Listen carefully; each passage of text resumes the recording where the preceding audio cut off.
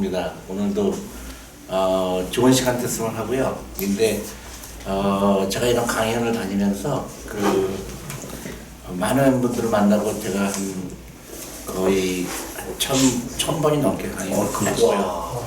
그 지방도 다니고 있는데 더 중요한 건 액션이에요. 당장 시작해야 되는 거고, 그 다음에 자본주의에 대한 믿음이 흔들리면 안 되죠. 예를 들어서 내가 주식에 투자해야 된다고 느꼈고 주식이나 펀드에 투자했는데 주위 사람들이 아니야, 한국은 주식하면 안 돼, 이럴 수도 있고, 또 TV나 이런 데 보면 그 그래프를 본다든가 또 차트를 본다든가 그런 거를 지나칠 수 있어야 되거든요. 그게 이제 믿음이고 투자에 대한 확신이고, 그러면 자기만의 투자 철학, 장기 투자해야 되고, 펀더멘탈에 의한 거고, 그런 거를 잊어버리면 안 됩니다. 근데 한국은 한 99%가 투자를 그렇게 얘기를 해요. 주식에 투자하는 것 항상 잊어버리지 말 게 두 가지가 있습니다. 하나는 그 변동성이죠. 변동성. 예, 주식은 매일매일 매초마다 주식 가격이 변하잖아요. 네. 그걸 변동성이라고 그러죠. 네네. 그래서 변동성을 사람들은 그거를 위험이라고 착각을 해요. 맞습니다. 그건 위험이 아니라 그 주식 가격이 변하는 거죠. 그렇죠. 근데 사람들은 그 변동성을 맞추는 거를 주식 투자라고 생각을 해요. 그러니까 주식을 사자마자 막 그냥 조마조마하자, 이거 언제 팔을까? 그죠? 사자마자 그래가지고 그거는 변동성을 맞출 수 있다고 생각을 하는 거예요. 그거는 투자가 아니라 영어로 스페큘레이터라고 합니다. 그러니까 갬블러, 갬블러들. 스페큘레이터. 그러니까 알 수가 없는 거를 맞추려고 하는 거. 실패할 수밖에 없죠. 네. 근데 인베스터가 돼야죠. 인베스터는 그 투자죠. 투자가. 네. 그 투자가는 장기적으로 볼 줄 알아야 되고, 그 다음에 그 회사의 펀더멘트를 보게 되고, 그리고 오랫동안 참을성 있게 기다려야 되고, 꾸준하게 투자하는 게 그 투자가죠. 네. 그 투자가는 어떤 게 제일 유리할까요? 하루라도 빨리 투자하는 사람들이 유리하죠. 왜냐면 변동성을 거치더라도 나중에 올라가게 돼 있기 때문에. 예를 들어서 1살 때부터 투자한 사람과 20살 때부터 투자한 사람의 차이는 엄청난 거죠. 맞습니다. 그래서 유태인이 부자가 된 이유가 13살부터 투자한 거거든요. 그래서 우리가 저와 메리츠가 하는 캠페인은 1살부터 투자하자. 1살부터. 네, 그래서 저희가 산후조리원에 많이 찾아가고요. 아, 산후조리원. 산후조리원. 아직은 다 거절을 당하고 있고요. 근데 저는 진짜 보여주고 싶은 거예요. 네. 우리나라가 유태인보다도 더 영리한 거를 보여주고 싶은 거죠. 네네네. 당신들은 13살부터 해, 우리는 1살부터 한다. 그게 저는 전 세계에서 혁명이 일어날 것 같아요. 가장 금융 문명인 나라가 가장 그 유태인보다도 더 훌륭한 투자 문화를 갖고 있다 그러면 대한민국은 세계에서 몇 번째가 될까요? 넘버원이 되지 않을까. 그건 좀 힘들고. 맞아요? 넘버 투. 넘버 2 아니면 넘버 3가 넘버 되죠. 쓰리, 예. 미국은 이기가 힘들어요. 아주 인구도 있고 땅덩어리 넓으니까. 여러 가지 또 요인도 있고. 예, 그래서 미국 다음으로 한국, 혹은 중국. 그래서 3개 국가가 강대국이 될 거라고 저는 확신을 합니다. 근데 이제 전제 조건이죠. 전제 조건이 있죠. 금융 문명 탈출이 중요하죠. 예, 이게 그 어떤 것보다 중요한 이유입니다. 이제 대표님께서 금융 문명 탈출이라는 참 좋은 책을 내주셨는데, 지금 보면 이제 지금까지 보면 이제 크게 4권의 책이 있었잖아요. 네. 첫 번째 2012년도에 네. 왜 주식인가라는 책이 네, 나왔고, 맞습니다. 그다음에 2016년 두 번째 책은 엄마 주식 사주세요. 예, 예. 이제 세 번째가 이제 존니 부자 되기 습관. 네 번째가 이제 존니의 금융 문명 탈출인데, 안 놓고 기억자도 모르는 금융 문명들한테 어떤 것부터 출발하라고 이렇게 이야기 좀 해주고 싶으세요? 그러니까 이제 제일 중요한 거는 다 물어보죠. 제가 학부모님들한테도 물어보고 그 자녀들이 어떻게 되기를 원합니까? 자녀가 어떻게 되기를. 근데 알아야 되잖아. 원하는 게 뭔지. 네네네. 그러면 100% 뭐라고 얘기할까요? 우리 애가 부자 되길 원해요. 부자 되기 그죠? 잘 살았으면 예. 좋겠다. 그 돈 걱정 안 하고 그 결혼도 하고 애도 많이 낳고 아주 편안한 라이프를 살기를 원한다고 얘기를 해요. 네. 그러면 그러면 그 방법에 대해서 그러면 그게 원하시는 거면 이렇게 하면 됩니다. 해야 될 거 아니에요. 네. 근데 실제로 행동은 반대로 하죠. 정반대로 가죠. 음. 그게 왜 그러냐? 금융 문맹인 거예요. 그러면 아이를 부자로 만들게 되면 그 아이가 그 아이의 계좌를 통해서 어떻게 투자를 가르쳐 주고 물고기 잡는 법이죠. 그래서 그거를 가르쳐 주고 그 아이가 내가 이 다음에 없더라도 그 아이가 스스로 그 돈을 투자도 하게 되고 돈으로부터 자유롭게 할 수 있잖아요. 근데 거꾸로 생각을 하는 거예요. 그러니까 부자 되고 싶다 그러면서 어떤 행동을 하냐면 돈을 과외비로 다 써버려요. 너무너무 이해가 안 가는 거예요. 그러면 그 아이가 그렇게 해서 부자가 된다면 이해가 가죠. 근데 예를 들어서 200만 원씩 썼는데 그 아이가 공부를 잘했다 쳐요. 잘하지도 않겠지만 잘했다 치고 확률은 굉장히 낮죠. 그러니까 공부 잘하는 게 100명이면 5번 안에 들어가야 되잖아요. 그럼 5% 확률이죠. 그렇죠. 근데 많은 사람들이 애를 잡아요. 그 5%에 들어가라고 하는 거예요.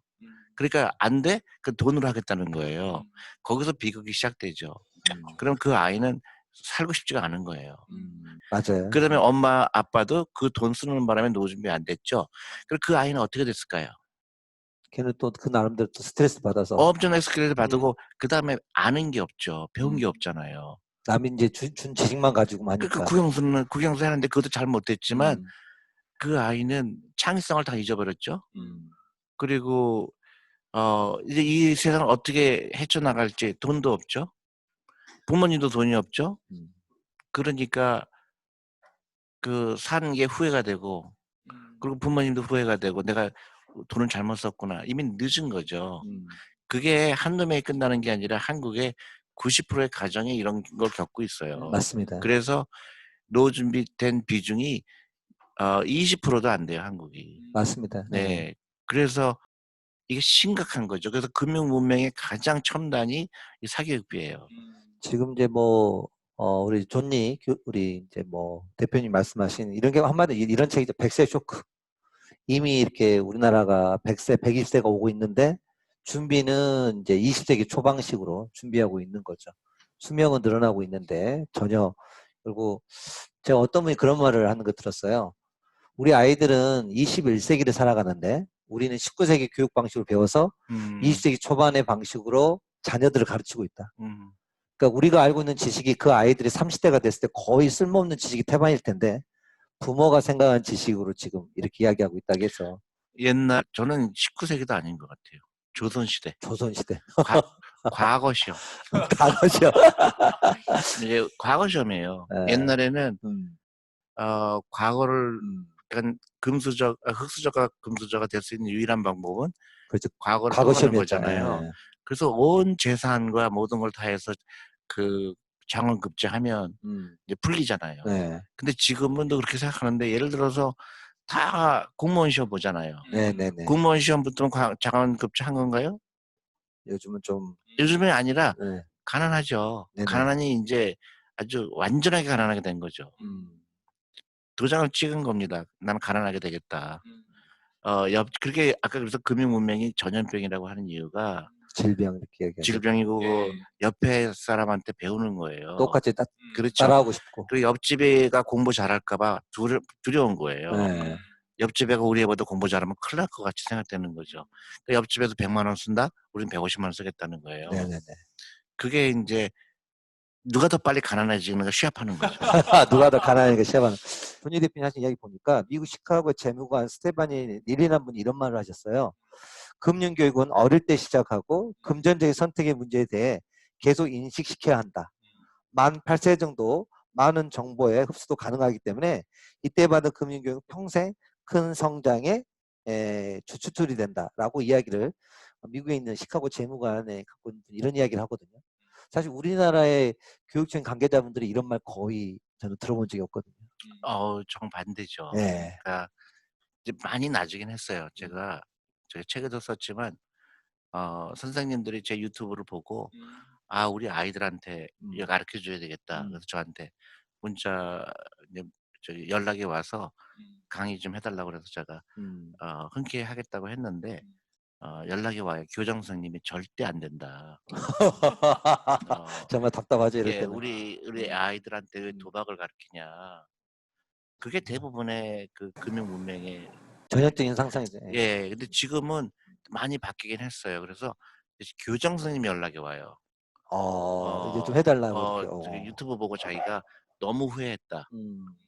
나는 정말로 이런 거는 내가 어떻게 보면 너무 미안하다. 학생들한테 이런 걸 얘기 안 했다는 거. 그래서 지금이라도 늦었는지 모르지만 그다음에 또 다른 교장 선생님은 다 몰고 와요. 아니요. 한 번 하신 분들이 인제 아니요. 자기네들 해 자기네 달라고. 해 달라고. 그래서 교장 선생님 모시고 제가 또 강연도 했는데 음. 굉장히 후회들을 하세요. "이런 걸 왜 우리는 안 배웠을까? 왜 안 가르쳐 줬을까?" 음. 그게 원인을 따져 보니까 우리가 너무나 잘못되게 일본이 한국을 점령을 40년 동안 했잖아요. 맞습니다. 예. 그게 너무 큰 영향을 받았어요. 일본은요. 역사적으로 백성이 부자되는 걸 싫어해요. 맞아요. 사무라이 중심이니까. 네. 예. 그래서 우민 정책이죠. 우민 정책이니까. 그래서 그 옛날에 그 백성들이 못 살아야 컨트롤하기 쉽게 그래도 했거든요. 케어가 쉬우니까. 근데 우리도 모르게 우리는 그런 의도는 없잖아요. 네네. 우리 한국 정부가. 음. 근데 우리는 너무나 잘못된 교육을 받고 있는 게 음. 선착순 교육이에요. 군대 선착순 교육이 끔찍한 교육인 거예요. 끔찍한 교육. 그러니까 수능 시험에 딱 커트라인을 걸어 놓는 거예요. 수능 시험 요 붙은 애들은 어떤 사회적인 위치를 얻을 수가 있고 그 밑에는 완전히 불행하게 될 거라고 그 사이시트를 만들어 놓는 거예요. 그러니까 공부 잘하는 애는 좋은 데 가서 취직하고 "너는 됐어. 나머지는 너네들은 미안하지만 우리 사회에 필요가 없는 사람이야." 이렇게 인식을 해 버리는 거예요. 그게 제 친구들 보면 꼭 맞지 않는데. 아니 반대죠. 실제로. 동창회를 가 보면 근데 예. 그렇게 부모들을 생각하게 만들죠. 예. 그러니까 우리 애가 공부 못하면 낙오자가 될 거라고 생각하니까 모든 돈을 자기 노후 자금 다 넣어 갖고서는 아이를 잡는 거예요. 네, 맞습니다. 그렇기 때문에 우리 한국의 비극이 시작된 거고요. 우리는 그걸 거부해야 돼요. 이런 시스템을 거부해야 돼. "너 공부 못해도 괜찮아. 너는 딴 거 잘하잖아." 유태인이 그런 교육하거든요. 네네네. "너는 공부는 싫어하지만 너는 음악을 잘하잖아. 너는 사람들 막 웃기는 걸 잘하잖아." 유태인 보세요. 모든 분야에 두각을 나타내잖아요. 코미디언도 유태인, 영화 감독도 유태인, 미술가도 유태인. 다 유태인이에요. 한국은 다 무시를 해 버려요. "공부 못하면 너는 낙오자야." 이렇게 시스템이 만들어진 거예요, 우리도 모르게. 그러니까 정말 학원에다가 쓸데없는 돈과 그런 아이디어는 다 죽여 버리고 아이는 창의성은 다 죽여 버리고 아이는 피곤하고 지치죠. 그러니까 어떻게 해요? 공무원 시험 보라고 그러는 거예요. 맞습니다. 이게 너무 끔찍한 교육인데 너무나 놀랍게도 이런 얘기를 하면 사람들은 큰일 난 줄 알아요. '어떻게 학원을 안 보내?' 그게 전염병 걸려서 그렇죠.